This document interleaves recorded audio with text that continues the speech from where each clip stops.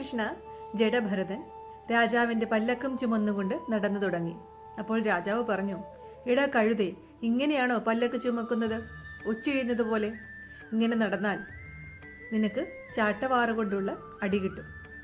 അത് കേട്ടപ്പോൾ ഭരതൻ തന്റെ ചുമലിൽ നിന്നും പല്ലക്ക് താഴെ വെച്ചിട്ട് രാജാവിനോട് പറഞ്ഞു, ഹേ മന്നവ ശിഖാമണി, അങ്ങ് സർവോത്തമനാണെന്ന് ഭാവിക്കുന്നു.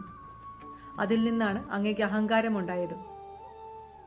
രാജാവിനെ സൃഷ്ടിച്ച കരങ്ങൾ തന്നെയാണ് യാചകനെയും സൃഷ്ടിച്ചത്.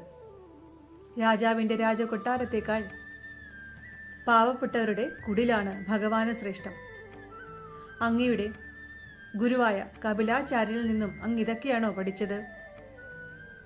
അങ്ങയുടെ ഗുരുവിന്റെ മാതുലൻ പ്രിയവ്രതൻ എന്റെ വംശപിതാവാണെന്ന് ധരിച്ചുകൊള്ളുക. ഈ ലോകം നശ്വരമാണ്, പക്ഷേ അങ്ങിത് ശാശ്വതമാണെന്ന് കരുതുന്നു. അതിൽ നിന്നാണ് അങ്ങേക്ക് അഹങ്കാരമുണ്ടായത്.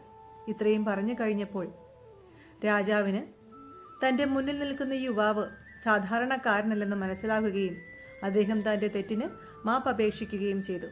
അപ്പോൾ എല്ലാവർക്കും ഹരേ കൃഷ്ണ.